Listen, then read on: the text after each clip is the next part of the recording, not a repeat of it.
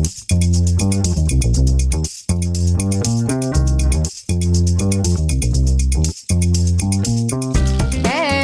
Hello. We just finished recording a very wild and very inspiring episode.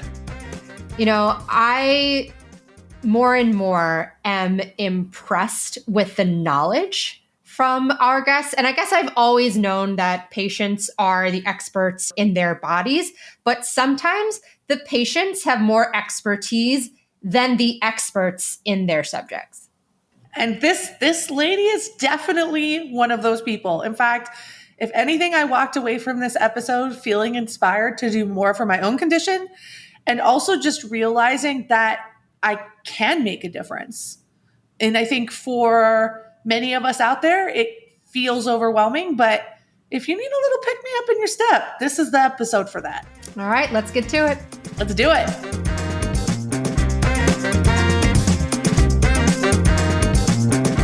Hi, Jill. Thanks so much for joining us today. Hi, Jill. Thank you for having me.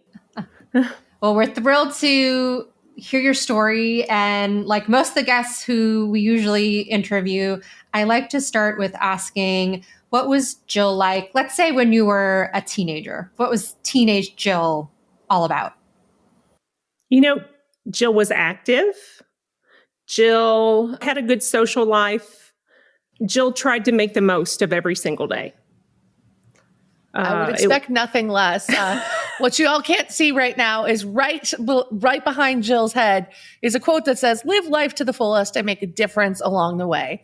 And from what you're saying, teenage Jill lived the same motto you live by today. Yeah, but it's been a long journey, a very, very long journey. And there were times that I didn't think that I would make it to today because of you wouldn't be on the show if that wasn't the case, sadly. Yeah. But the hope is that you'll get to do the second thing in that quote, which is make a difference along the way by either helping somebody else get diagnosed or helping them just feel a little bit more connected to someone else who also has had a journey to get diagnosed. So when did things start to change? Like I said, I was very active whenever I was younger. And when I graduated high school, I weighed under 120 pounds. I was 5'4.5".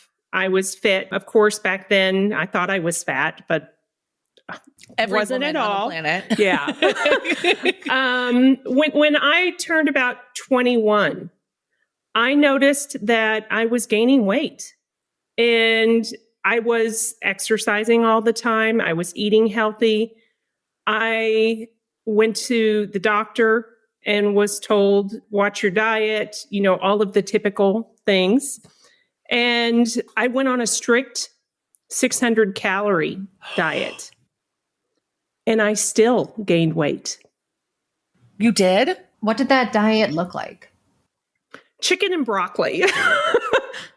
I lived off from chicken and broccoli. How were you not passing out? Well, actually, one time I did. I actually did at one point. But, it just made no sense to me. And that's when I started going to the doctor, was around age 21. Mm-hmm. And the weight kept on coming on, even though there was really no reason for it. How did eating 600 calories and gaining weight feel?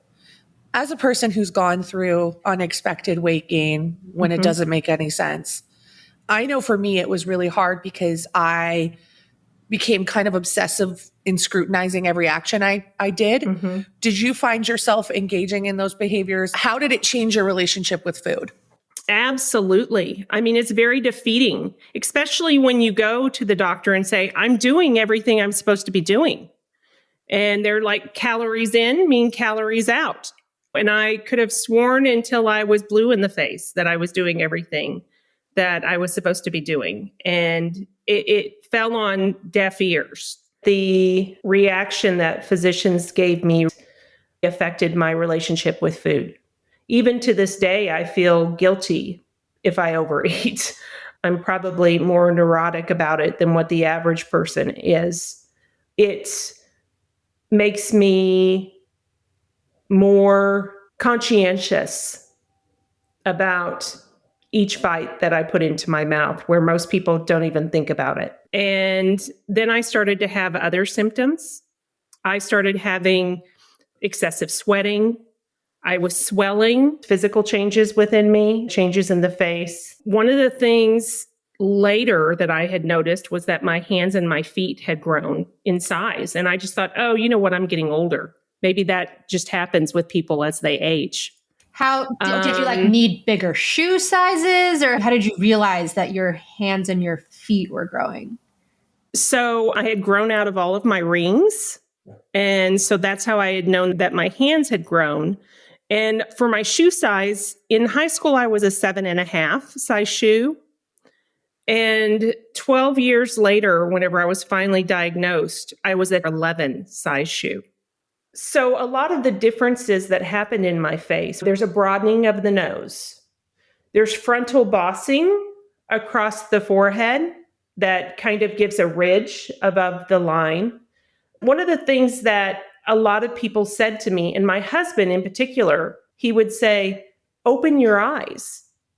And I would be opening my eyes as far as I could, but there was so much soft tissue swelling in my face. It looked like they were just two tiny slits and that I wasn't opening my eyes. But I had them open as far as what I could, but there was just so much swelling.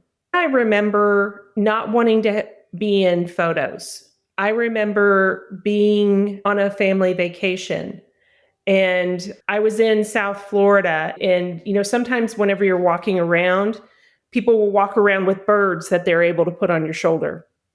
And someone came up to my husband and I and asked, hey, can we take a picture of you with the bird? And they sell the photograph. And I saw that photograph, and I can remember cringing and saying to myself, that doesn't look like me. Who is that? And I was actually kind of embarrassed for my husband to be seen with me. Shrek was based off from someone with this disease, the cartoon character. And I felt like Fiona off from Shrek. It was such a hard time for me that I didn't go to class reunions. I didn't want people to look at me and say, oh my gosh, what happened to her? It was embarrassing. It's one of the hardest things that you can imagine, looking in the mirror and not recognize what is looking back at you and knowing that it's you and not knowing how you got there. And you go to the doctor and they tell you there's nothing wrong. It's funny because just earlier today, I had my cable go out, and I called the cable company and I said, my cable is not working. And they said, we just ran a test and it's working fine. And I said, I can tell you, not only is my cable not working, but I went to my neighbors and theirs is not working, and the person next to mine is not working. But I was told over and over again, your cable is fine. And I kind of felt, and I don't blame this because on the physicians, because I truly think that it's ignorance, but I felt very gaslighted. Later on, I started missing my menses each month. Oh, no. So I went to the doctor, and the gynecologist said, oh, you must have PCOS.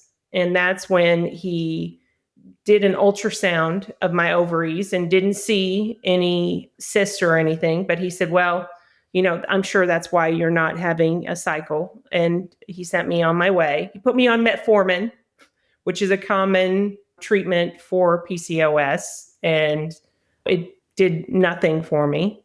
And I just continued to get worse and worse and worse as the years progressed.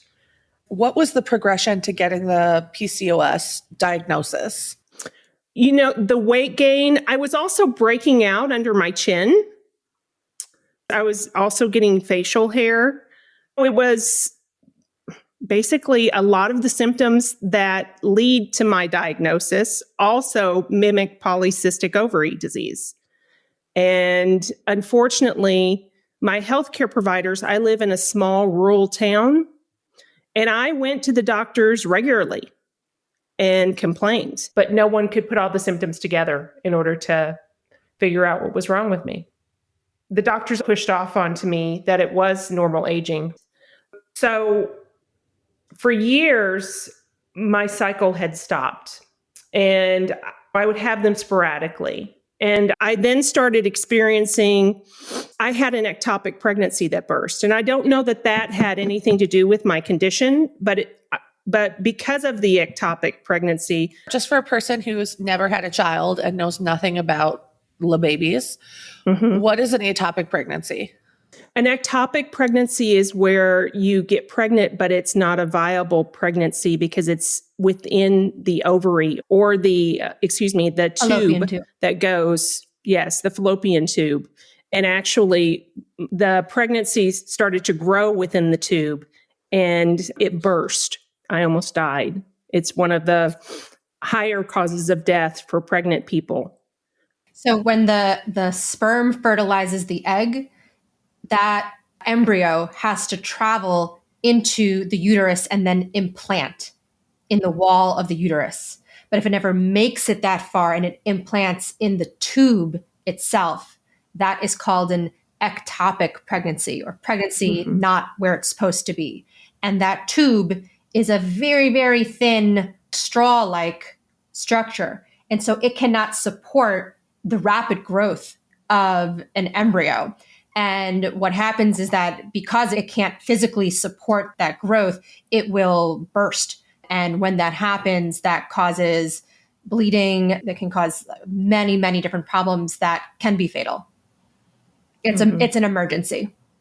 Well, I had to go in for emergency surgery, and they removed that tube. And they told me that it would take years for me to get pregnant again because I only had one viable ovary. But at that time I was... So you lose the ovary when this happens, it's over. Well, I lost the tube to the ovary. The ovary. Gotcha. But you lose that production facility. The ability. Correct.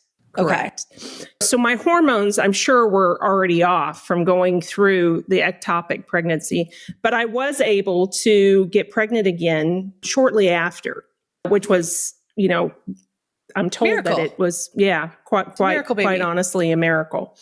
And I had a successful pregnancy. Actually, I felt very, very good during my pregnancy.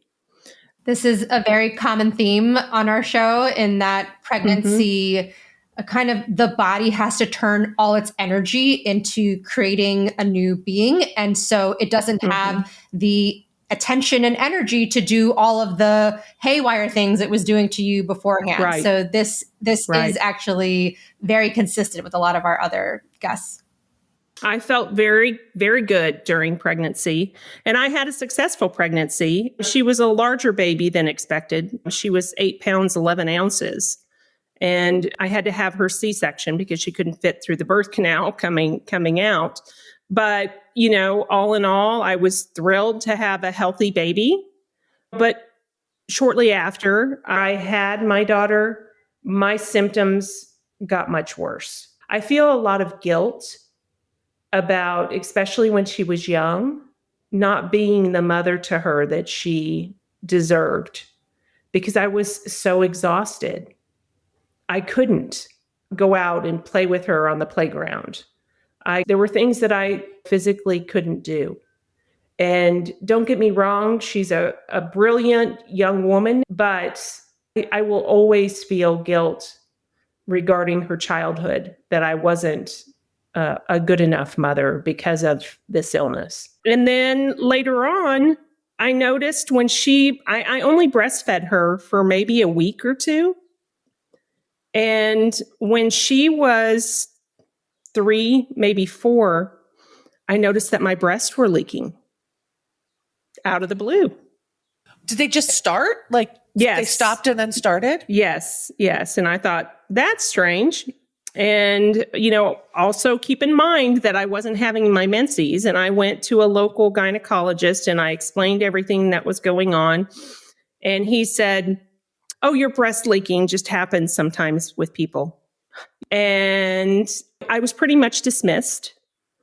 And I just dealt with it. later on, I started having all sorts of gastrointestinal issues. Did you just like start pumping again? Like, did you just like, I guess this is my life now, and I'm gonna just pump? Well, I mean, it wasn't severe. Only if I touched it, it would, yes. So as long as I left them alone. So someone hugged you, you could just. Yes, I could. Correct. And so there was no breast workup, let alone anything outside of the breast. No. But there wasn't any concern for why someone who was not actively breastfeeding would be having discharge. And that's one thing that was so concerning for me, because the gynecologist that I saw was a professor. He was a teacher. And I thought to myself, afterwards, knowing everything that I know now, he was one of the people that I went back to and said, hell yeah. When I finally did get my official diagnosis, I went back to a couple of my physicians. Thank you for doing that. Thank you for going back, because well, and I don't know how much good it did, but I was happy to pay my copays and such again, just to make sure that they weren't going to do this to someone else. Because especially gynecologists with the loss of menses, they are in a position to diagnose someone with the condition that I have.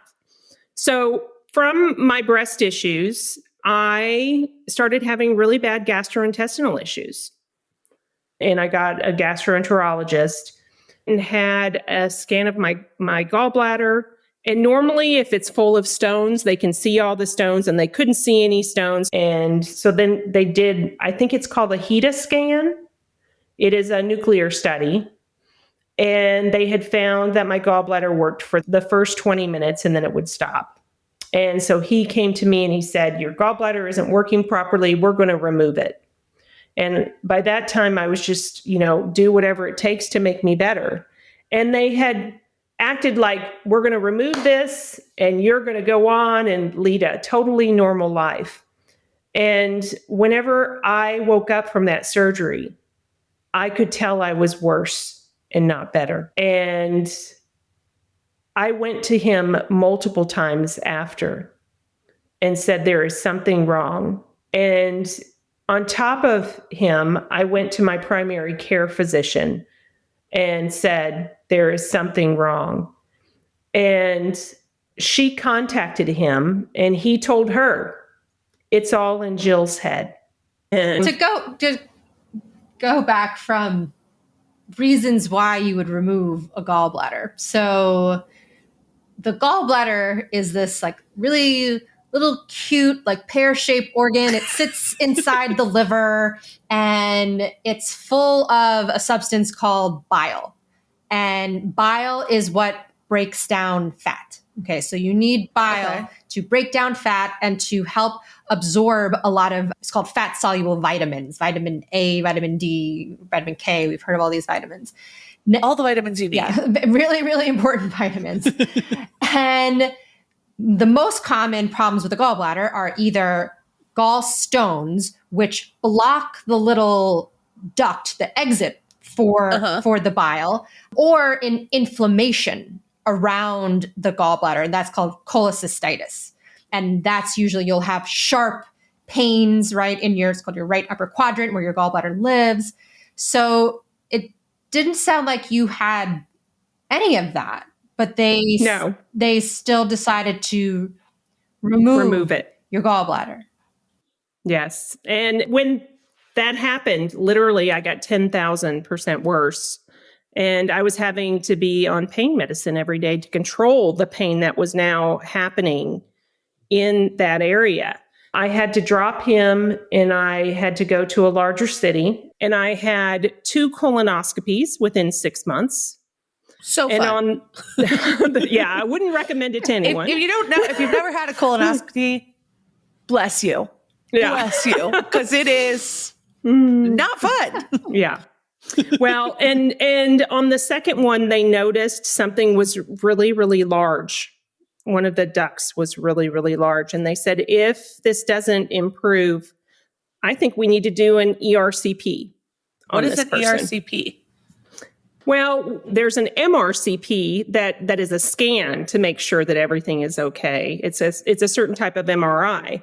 But then there's the ERCP where they actually go in and physically check out those areas to make sure that everything is okay. And I went in for an ERCP, and directly coming out of surgery, I could tell whatever they did fixed me for that issue. That surgeon came to me afterwards and said, Jill, I have done literally thousands of these procedures. And he said, I've never seen what had happened with you. Because he said, normally we go in and we remove stones and sludge. And within you, it's like the whole area had grown shut. And we had to go back in and open it back up again, your biliary system. And in order for the fluids to get back down to where it was supposed to go. And by that time, I was just so happy that I was feeling better, that I was just ready to finally, after 2 colonoscopies and months of taking drugs in order to try to help control the pain, I was just ready to get on with my life. Also, at the same time, I was having these breast issues. And I was walking at the gym, trying to stay in shape. And one of the people that I was walking next to, someone that was very young had just died of breast cancer, and we were talking about it. And by this time, I could see that I had a large mass in my breast. Oh, no. And I thought, well, I better go to someplace else just to make sure that it's also looked at. And I went to a different OBGYN and tried to have that addressed. And it's funny because I could literally see it sticking out in the mirror. It was that big. And I had called and got an emergency appointment in a larger city on a Friday. And the meeting was on that Monday. And that weekend, I was getting up out of a bed and I felt it burst. And I felt fluid going into my armpit. And it was then that my symptoms got even worse. But I went to the breast center there at the larger city, and they saw the fluid collection and stuff. And they said, well, nothing to worry about. If it's a normal cyst, it'll be gone in 10 to 14 days. We're going to do a follow-up a month later. And I went back a month later, and whatever it was still pumping fluid out into my breast. And my symptoms you still went have tenfold. not had any imaging? Well, I had mammogram, I had ultrasound, and they could tell that it was still pumping out. Where is it coming from? Well, there was something going on with my breast tissue that was secreting. But I was seeing an OBGYN, and he sent me to see a surgeon to try to remove the area that was pumping out fluid. And the surgeon... just to be clear, it's pumping out fluid that's not coming from your nipple? Correct. Okay. It's this I have not heard It is literally just puddling up inside my breast tissue. And they said that they've never heard anything about. The breast center was dumbfounded by it also. My symptoms went tenfold whenever that happened. Whenever it leaked. Correct. And you could feel it leak. Like did you have any sensory, the only time that I could tell that I could definitely tell the instant that it burst, and I could tell that it went into my armpit. The only way that I knew that it was still pumping out fluid was because they were ultrasounding it and such. And they followed it for a couple months. Big? Because I would assume they actually ended up, whenever they removed this little area that was pumping out, they also ended up removing one of my lymph nodes. And they said the only thing that they couldn't find anything wrong with the lymph node except for it had grown very large. So when I went to the gastroenterologist, I, even myself, couldn't put all the pieces together. I didn't realize that they were all connected. It wasn't until I went to the breast surgeon and he picked up my file and it was an inch thick. And he said, I think something rare is causing all of this. Have you ever been sent to see an internal medicine specialist? And I said, no. And he looked at it and he said, really? None of these doctors have sent you to see an internal medicine specialist? They look for things that are rare. And I think whatever is going on with you is rare. And so he set an appointment with an internal medicine specialist. And on my first appointment with him, they did a bunch of blood draws. And I kind of felt guilty because I myself, due to the acne below my chin, had set an appointment with an endocrinologist. And I didn't want to kind of double dip on my insurance because I was already seeing an internal medicine specialist. Do I even need to see this endocrinologist? And so I called the internal medicine specialist and I said, listen, I'm wondering if I still need to even go to this appointment that I sent myself. And she said, let us check your records. The doctor will call you back. And the doctor called me back and he said, when is this appointment? And I said, it's next week. And he said, no matter what happens, do not miss that appointment. And I said, okay, I'll make sure that I do that. And what's funny is he called me back 2 more times and said, do not miss that appointment. And I said, I hear you loud and clear. I will not miss that appointment. Shout out to my doctor. Yeah. Follow up, man. I don't think I've ever had a doctor call me that much about it. 5-star follow-up. Somebody write a review on ZocDoc. Yeah. On my first visit with that endocrinologist, she asked me, she said, have you noticed a change in your appearance? And I literally just started to cry. And I said, it's like I'm getting uglier and uglier every day. And she said, well, I don't suspect that it's you. I think that it's this condition that I suspect that you have. And she said, we're going to do a bunch of blood work and we'll see if this is what's wrong with you. And the next day I came in and I had to do 21 vials of blood.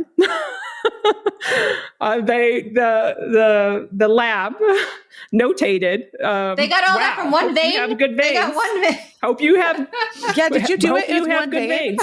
And then was waiting to hear back from the doctor. And roughly a week later, I woke up and I couldn't bend my fingers. And I called the endocrinologist office and I got the nurse there and I said, hey, I can't bend my fingers. And she said, we're an endocrinologist office. We don't have anything to do with your fingers. And I said, I don't think you understand. I think it has something to do with what is wrong with me. And she said, well, I'll let the doctor know.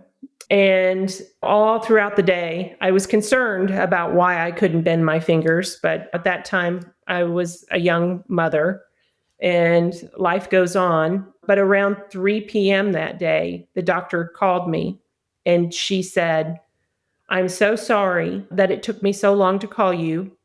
All your blood work was a send out. I just got the results back in front of me minutes ago. She said, I think that you have either acromegaly or Cushing's disease because both of those levels came back high. We have to remember that the endocrine system goes in a feedback, and when one is off, it can push multiple off. The reason you can't bend your fingers is the inflammation is affecting your joints to the point that you can't bend your fingers. As soon as I got off the phone with the doctor, the first thing that I did was run to the computer and Google what they were. And it's funny because I had gone through my search history and I had come across acromegaly in the past. And I remember coming across it and thinking, surely, with as much as what I've gone to the doctor, if I had this, they would have figured that out. But they didn't. And sure enough, that's what I had, was acromegaly. And I don't know if you know what acromegaly is. No clue. But absolutely none. Acromegaly is a growing condition caused by a benign tumor in 98% of cases in the head. The very next day I went in for an MRI and it showed that I had a 2.7 centimeter tumor. And, keep in mind, they try to catch these tumors 10 millimeters or smaller. And mine at that time was 2.7 centimeters. And if I would have gotten it as a child and it had become active as a child, I would be a giant right now. But because I got it as an adult, everything on me has continued to grow. So within acromegaly, it causes everything to grow. All soft tissues, it affects every organ.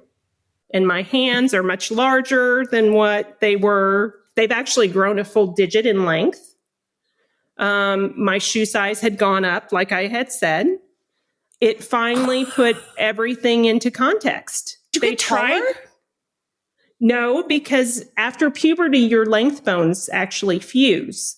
Oh. But actually, I have grown a half an inch since my diagnosis, which, normally you shrink as you get older. And I've grown a half an inch since my diagnosis. So here's a little kind of medical background as to what Jill just described. When you go from a baby to a teenager, your bones primarily grow through a process that involves the growth plates, right? But there are other bones in your body that are considered more flat, right? So those are the bones in our skull, the bones in our face, and the bones in our hands and feet. They also have to much smaller degree growth plates, but they are not the long bones that we're talking about. Now, those growth plates are significantly affected by hormones, right? When do you grow the most? In puberty, when you undergo this transformation of hormones. When you're done with puberty, those growth plates have closed. So there's no more possibility to grow really in length if you have new growth hormones. But if there is an abnormal influx in hormones, they still will have an effect, but in a different way. And so that's why these bones in the face, in the head, the feet, and the legs, they grow, but more, I would say, like in girth than correct. Length. Yes. Okay. What about the leaking? Like, what was that? Well, so I actually had a co-secreting tumor of growth hormone and prolactin. Prolactinomas cause your breast to leak. It's a hormone that causes when it. Can you explain? So, but it's in your brain, behind your nose, is a little gland called the pituitary gland. Okay. Mm-hmm. This is a little pea-shaped gland, buddy. And it is responsible for producing the most important hormones that exist in your body. There's actually an anterior. It controls everything. So there's an anterior and a posterior pituitary. And of course there is. Nothing is easy. The anterior pituitary has a bunch of hormones that it's responsible for. So growth hormone, that's what's responsible for our growing bones. Thyroid hormone, FSH and LH, which are the hormones in our menstrual cycle, which need to go up and down in order for us to have a period. So I'm guessing this is why you never had a period, because you were always just up. Okay. Correct. And then another hormone called prolactin, which is the milk producing hormone. When you are a mother with a newborn that is nursing, a baby suckling and their cry releases prolactin. And that is what lets the milk down. There's really no reason why I shouldn't have been diagnosed much sooner. It was just ignorance. Is this like so I have heard of one, I had to Google it because I was like, I think this person has this, but I didn't know the name of it. So Andre the Giant, if anyone remembers wrestling, Andre the Giant had Princess Bride, right? Yes. So I was like, okay, I think that's what he had, right? Because I knew he was really big, hence the name Giant. But like, he ended up dying. I just Googled this. It said he ended up dying from heart problems related to it. So I guess my question to you is, since you were diagnosed later, does that change how this affects you long term because you didn't grow in puberty crazy size? Or is it like those things you still have to worry about now? Oh, no. It's definitely fatal without treatment. The number one cause of death is the heart outgrowing its valves. Oh, so the heart's still growing inside you. Correct. I'm medically managed now. They try to catch these tumors under 10 millimeters. They're called micro adenomas. Okay. Mine was a macro adenoma, very large by the time that they finally found it. And I went to a center of excellence to try to have my surgery because I was recommended to go to a local surgeon. And luckily that surgeon was smart and he was said, like, hell no. I could probably do I could probably do this. I've done one in my career, but you probably need to see someone. He said, I don't even know that we have the tools here to do the type of surgery. It's called transsphenoidal surgery. And so I went to MD Anderson in Houston, Texas. There's one surgeon there at that time. And I went and I had my surgery. It's funny because the day that I had my pituitary surgery, my menses started back. I had gone years without, and literally while I was still in the hospital from my pituitary surgery, my menses started back. So I went to MD Anderson, had my surgery, spent 8 days in the hospital, came home, and right as I left the hospital, blood starts gushing out of my nose. And I went on what I thought was a protected site because I was going to ask, hey, is this normal? What should I do? Because I called the ER there and they said, well, is it clear fluid? Because they were worried about cervical spinal fluid. And I said, no, it's blood. And they said, well, you're probably okay. Go ahead and go home. And so I went onto what was supposed to be a protected site. And the first thing that I read was where someone had gotten onto that protected site and said, big hands, big feet, sounds like a bunch of big fuglies to me. And as a female with this condition, I cried for 2 days. 2 days. And I never even asked my question because it was so disturbing. 2 days later, I got on and the comment was still there. And I messaged the admin and I said, could you please remove this comment? It's very damaging. And he said, oh, I'm sorry. Sometimes the crazies get by me. But I decided right then that if I ever ran a support group for acromegaly or their patients, I was going to make sure that the crazy didn't get in and harm people just to harm them. There was no sense or reason why someone would get on a site and insult a group of people who are just trying to survive. And I would say that was a tipping point for my advocacy work. I started going to social media. I put on MySpace, and I'm aging myself now, but I put on MySpace 20 years ago.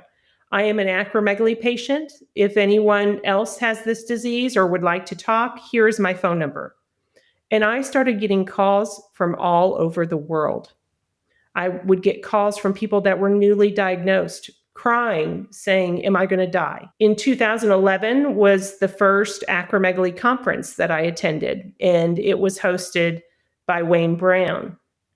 And in 2012, I had already opened up a women's only discussion group because I knew back then that I didn't want to talk about loss of menses or facial hair or, there's a lot of things that you don't want to talk about in front of the men. And I knew from running the women's support group that I had found what I wanted to do. I wanted to make a difference and that I was in a position to make a difference. I went to that first meeting, and when you are affected by something that most people don't understand, and you're in a room where every single person does understand and knows what you've gone through, none of our journeys are the same, but they can understand looking in the mirror and not seeing or knowing what is looking back at you. The acceptance. And for years, that was the first acceptance that I felt. For years, I didn't change my Facebook profile picture. And at that first acromegaly support meeting, it gave me the courage to say, you know what, if people don't like me for the way that I look, well, then they're not my friends anyway, and I don't need them in my life. And I literally, that very first night of that first meeting, I put a current picture of myself up on my Facebook profile. And I've seen the difference that support makes for others and education regarding this disease. And so I just made it my mission to try to educate and be supportive of others with this. But it took my own suffering to try to make things better for others. What is the treatment of this disease beyond surgery? So, according to the clinical guidelines, first, surgery, and especially if it's not a microadenoma, there are medications. Most of our medications use large bore needles, and they're once a month shots, or we have a daily shot. Years ago, I helped fight to get an oral medication approved for this disease with the FDA. Because of all of this happening, I've really done my best to turn lemons into lemonade. And I do a lot of work. I attend medical meetings. I'm a member of the Endocrine Society now, even though that I'm not a doctor. I really feel like education is key. And we have to put the correct information out there regarding this disease. Another thing that I've done is I've hosted a patient-focused drug development program with the FDA, where I've brought in patients from around the world to tell their experiences to try to gain a better understanding regarding the unmet needs that we face within this disease. We have a private Facebook group, but we interview every single person before we allow them in. Even through COVID, we didn't have fighting. You hear about all these squabbles and stuff. We didn't have any of that. People have said to me, thank you. You're really providing a safe place. And with everything that patients have to go through, we deserve a safe place. Jill, you are a boss. You are a boss. I've done my best. That's for sure. You've done more than most. I was doing a treatment yesterday, actually, and somebody said something to me, and I think that you are the living embodiment of this statement, that when you get diagnosed with a difficult condition, something that's going to affect you for the rest of your life, and it takes a while to get that diagnosis, and it's frustrating, that you kind of have a choice. You have a choice that you're either going to be the victim and that your storyline is how hard it was to get diagnosed, or you're going to be the champion for that condition so that no one lives the same experience you did. I want to help people miss those pitfalls that I fell into. So I think, yes, it is incredibly frustrating that it took 12 years and a bevy of doctors to get your diagnosis, but I am so incredibly impressed and inspired by what you've used that frustration to fuel. You are making change for people who are living with your condition and living with your condition unknowingly. And if nobody's said it to you in a while, you are so inspiring. Well, I had sent your producer a picture of myself, what I look like, full disease, where I clearly look like Fiona. We actually, on our website, www.acromegalycommunity.org, we have something called the Faces of Hope. And we put people's before pictures while they're in active disease, and then after they've undergone treatment, and the difference that it makes to try to give people hope living with this disease. Well, Jill, I want to mention something, because when you talked about how you told the doctor that you felt ugly, we had a guest a couple of weeks ago who told us that she was bullied her whole childhood for being ugly. And she developed a sense of humor to deal with it. And she's like, well, my mom looks like me. And, my other families, they look like me. And she actually put her face into an AI recognition tool and was diagnosed with a genetic disorder in 3 seconds. And I think for people, especially for you who noticed a change, right, in your appearance, in that we shouldn't just be thinking of appearance as a superficial thing, right? These are clues. These are absolutely clues. And I'm sure, how long had you been feeling like your appearance was changing? Oh, I was embarrassed. I was embarrassed to be out in public. We live in such a visual world, and it definitely, people treat you differently if you're not, what they see is beautiful. But I tell people every single day, I would rather look like I did and have a beautiful heart than be ugly on the inside too, because there is so much ugly in this world and no compassion. And one of the things that having this disease has taught me is we are much more than what our looks are. If I could hug you right now, I just want to hug you so bad because we just need more people like you, Jill. One thing I want to circle back to, because we've just had this lovely moment about aesthetics and looks. I think one of the things that's really interesting is how when you feel different, like when you look different, that sometimes it gets perceived as ugly to you because it's not you. What did it feel like to look at the mirror and no longer see yourself? Because I imagine that's a pretty jarring experience. It is extremely jarring to look in the mirror and not recognize the person looking back at you and not understanding, how did I get here? Yeah. Did you feel like it was connected to a medical issue, or you just thought? I thought I was just aging really, really poorly.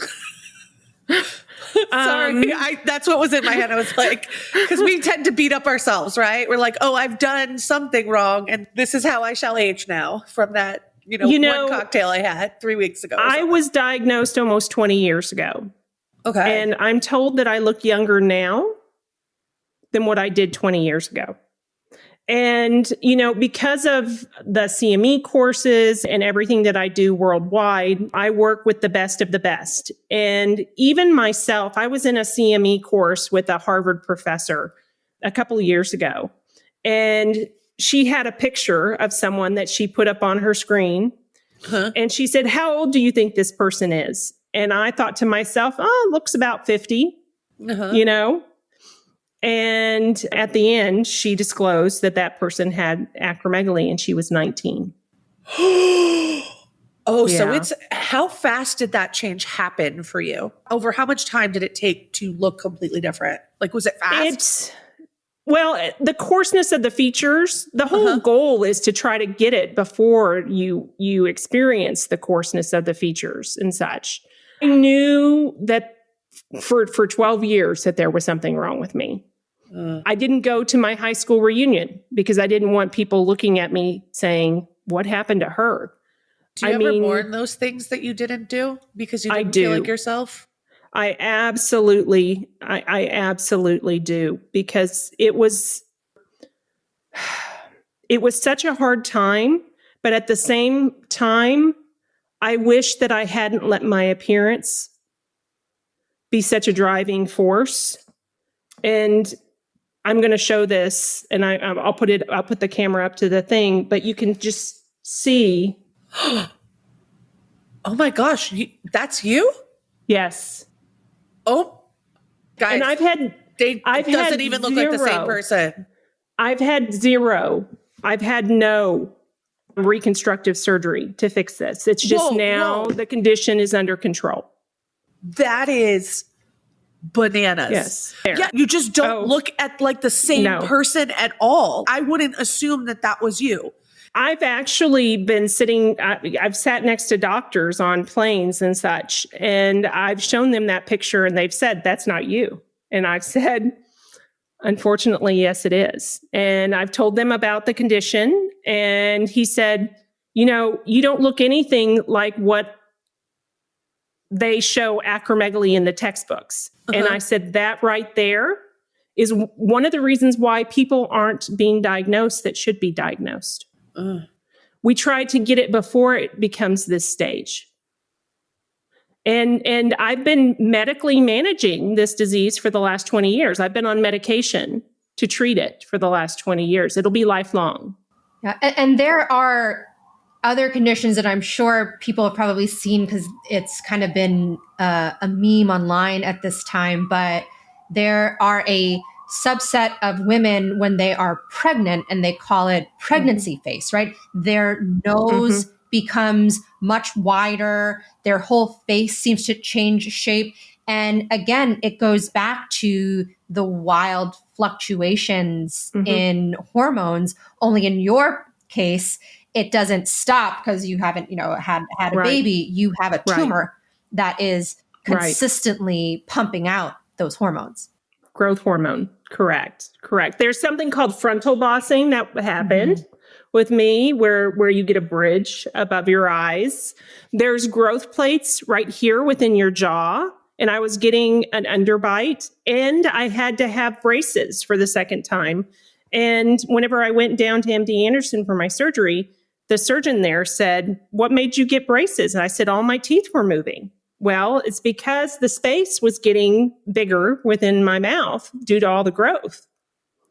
And they told me down there, they said, 95% of our cases, they have braces on their teeth. And even going down to MD Anderson, I have to say, they were considered out of my network. I had to pay out of network rates to get treatment. How do you feel about that? Let's talk about why we hate insurance. Because of things like that, I've gone into public policy also. Whenever I first started with this, because acromegaly is an orphan disease, we do have drugs, but they're extremely expensive. And I worked with companies to help get patient support financial systems in, where there's either a $5 copay or no copay at all if patients have commercial insurance. So you bring up a word that I actually just learned this week. If you don't know what an orphan disease is, it is when there is not enough people that have it, so it is not financially viable for medicine researchers and things for them to research it. And I was told that, but it was never given a term. So if you've ever been told by a medical practitioner that your condition is not financially viable, it is called an orphan disease. So it's specifically if there's less than 200,000 people worldwide with this disease within the U.S. I spoke to someone the other day that told me that within the U.S. there's 9,000 patients on medication to treat this. It's diagnosed in roughly 3 per million. But those have to be severely underdiagnosed numbers. It's extremely underdiagnosed. Yeah. Jill, I want to talk about, because I have a theory called the stages of misdiagnosis. And one of the ways, which Anna talked about earlier, you have a pathway, right? And you can either choose to give up and just accept it, or you can choose to fight it. And I believe that there can be outside factors that influence that. And one of them is having a North Star believer. And that can be a doctor, a family member, a friend. And it sounds like to me, it was that doctor who looked at your chart and said, there's something else going on. How did it feel to have someone finally take an interest in your case, a curiosity in your case, a doggedness to make sure that you got to those appointments? I was happy to know that I was finally being validated. Whenever I was diagnosed, it actually came as a relief because I knew something was wrong. And I felt like I was being made out to be a hypochondriac. Whenever I was at MD Anderson, my surgeon, we were talking, and I told him about the doctor that had said that it was all in my head. And he said, In my experience, doctors that say it's all in your head just aren't smart enough to figure it out. And Jill, I just want to acknowledge, because similar to, I think there is an expanding definition of health. And because there are, even from the time when I was in medical school, there are so many new diseases and medications and everything that is coming out with research. And it's too much for any one doctor, even one specialist, to really be an expert. And I think we have to understand that the patient experience in their disease is equally valuable. It's a different type of value, but not one that's less valuable. And what you're doing with your society and the education, I think, is just an example of the power that patients can take back over their conditions and rerouting that energy to helping others. Right. You had mentioned that there was a patient that did a visual scan. We're currently working on a project with the University of Toronto where we're trying to get patients to send in their photographs. It's very protected. They go through the red cap system. I don't know if you know what that is, but it's the patient information is extremely protected. But it's to try to, let's say someone goes in for a sleep study, 90% of patients, whenever they're diagnosed with acromegaly, due to the growth, the soft tissue growth in the back of the throat, they have sleep apnea and they snore very, very, very loud. If, let's say, a sleep specialist suspects this, they can scan their face and hopefully get in to see a good endocrinologist, or they'll refer them to my organization and I'll send them to an endocrinologist for sure that knows regarding this condition. Well, Jill, you've enlightened everyone. It takes so much courage. We have talked about on this podcast many times before the difference between having a visible illness and an invisible illness, and both have their challenges.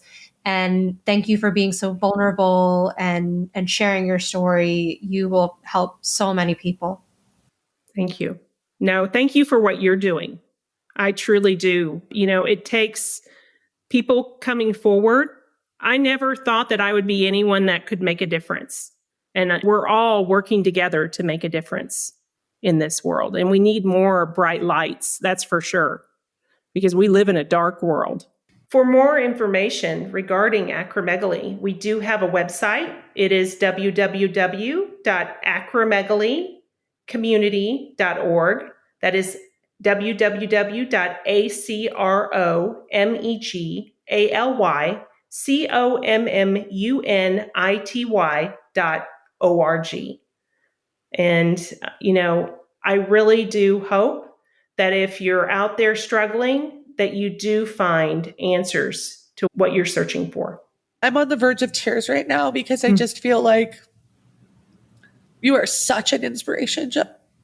You are such a freaking inspiration. And I'm walking away from this going, what can I do to better help people with the conditions that I live with? Because you're absolutely right, Erin. We have to fill in the gaps where medical knowledge, it's not a realistic expectation for a doctor to know 8,000 illnesses. So we have to fill in those gaps. And you've done such a phenomenal job of doing it. I realized that this podcast was step one, but there is definitely a need for a step two. Well, and doctors are taught in medical school, when you hear hoofbeats, think of horses. Yeah. Not zebras. Yeah. Yep.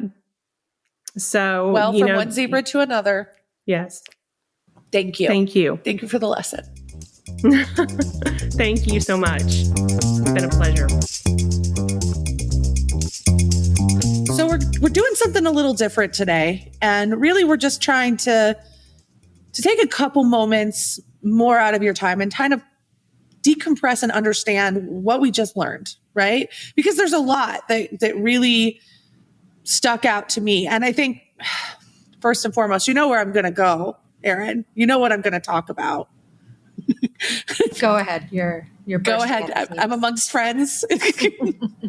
I feel like her story highlights yet again something that's near and dear to my heart, which is the blatant fat phobia that exists in the medical field. And yes, it's getting better, but 20 to 30 years ago, it was rough. And I think that stories like this just highlight how often weight gets boiled down to your choices, when this is another really good example of it being more a reflection of a condition or anatomy. Well, we have something called the review of systems, which is about like 20 questions, which you might have experienced at some point if you've ever gone to the emergency room or something, and they're asking you like, do you have any vision changes? Do you have any hearing changes? Do you have any problems swallowing? Do you have I've had those questions.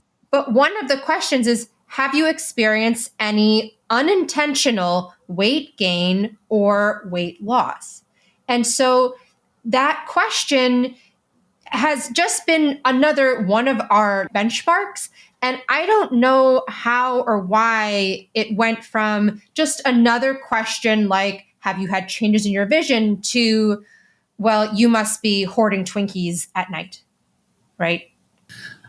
The other thing that's fascinating to me is that if it's on that list of questions, that means medically they know that it could be an indicator of something more serious, right? Absolutely. I mean, on the one spectrum, unexplained weight loss is a red flag for cancer, but also unexplained weight gain can be also related to new growths, can be related to issues with swelling and dysregulation of your metabolism. So there's many different medical reasons why you could have unexplained. And in this woman's case, she was only eating 600 calories a day. There's no reason why you would gain weight if you were in that type of calorie deficit, other than there is something else medically going on with you.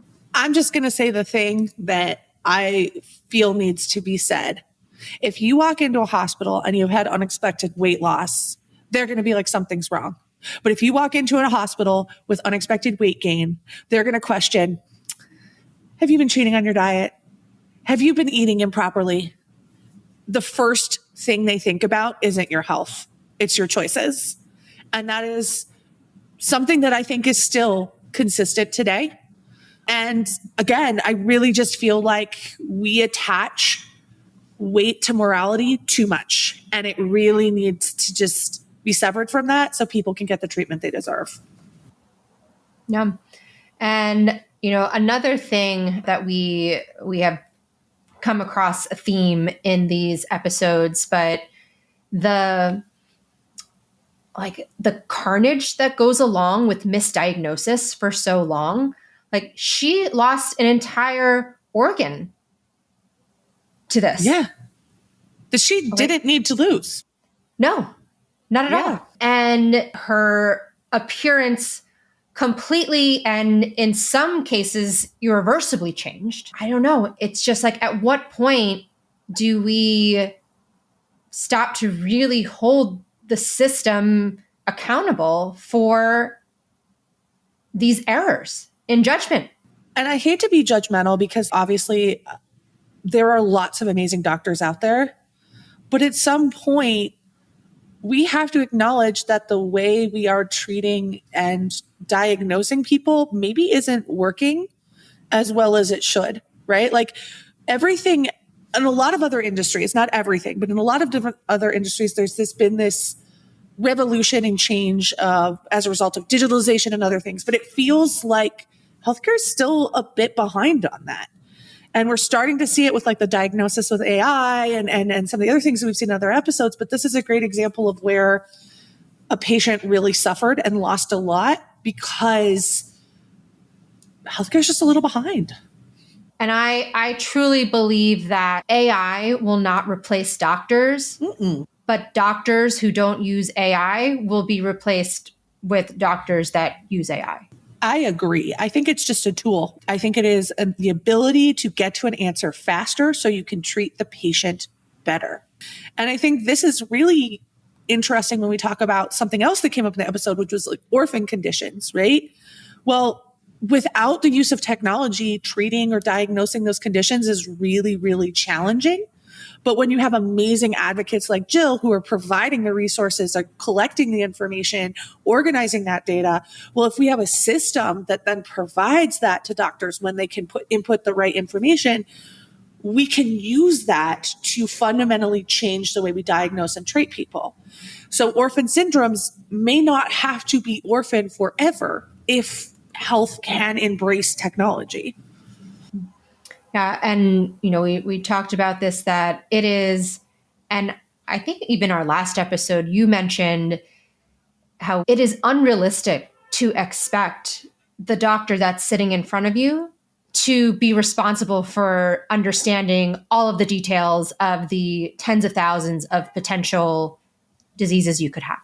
And I think we need to be supporting our doctors. I will tell you, when I was a resident, and if I was on rounds and someone saw me whip out my phone to Google something, get out. Right? Yeah. That was a sign of weakness, that you had to use, the internet to help you. But now, why wouldn't you? Yeah. But is there still that negative perception of using technology sometimes? I'm not I haven't been a trainee in a while, but I do know that there are healthcare systems that are integrating AI into their healthcare systems. And listen, it takes on average women 4 years longer to be diagnosed with the same condition as a man. We need to do better by women. And I think at the minimum, implementing tools that can help cut down on that time to diagnosis is the first step. And that's the thing. What I took from this as the episode is I want to be Jill for my condition. I want to take this on. I want to advocate. I want to learn about what I can do to help people, because this podcast is a start, but it is not the end of what I can do to help people. I can do more. And I think that was my learning, in that I always felt like I wouldn't be listened to be very honest. Like I felt like, I'm a girl that does silly dances and wears pretty outfits online. Like, who's going to take me seriously? And the reality is if I don't take myself seriously in pursuing it, nobody else will. So the change has to come from me. And then it's just, how hard do I want to try? And I'm like jazzed. I'm like, go out there. I'm ready. I'm rocking this moment. And I'm just so inspired by her. We love Jill. Well, cheers to Jill. Cheers to Jill. If she hasn't helped anyone else, she helped me. Yeah, thanks everyone for listening. If you learned something, if you could relate to anything that Jill said, please let us know in the comments. Please give us a rating. And if you have a story that you want to share, please submit to stories@themedicaldetectivespodcast.com. Thank you everyone for listening, and have a great day.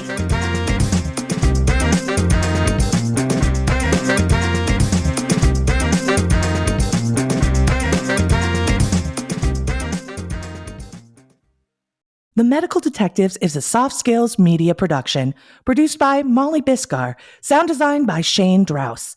If you have a medical story you'd like to see featured on The Medical Detectives, please email it to stories@themedicaldetectivespodcast.com. The information provided on The Medical Detectives is for informational and entertainment purposes only and should not be considered medical advice. While we may feature licensed medical professionals, including doctors, we are not your personal doctors, and no doctor-patient relationship is established by listening to this podcast or interacting with our content. All discussions are general in nature and may not apply to your specific health situation. Always seek the advice of a qualified healthcare professional before making any medical decisions or taking any action based on the content of this podcast.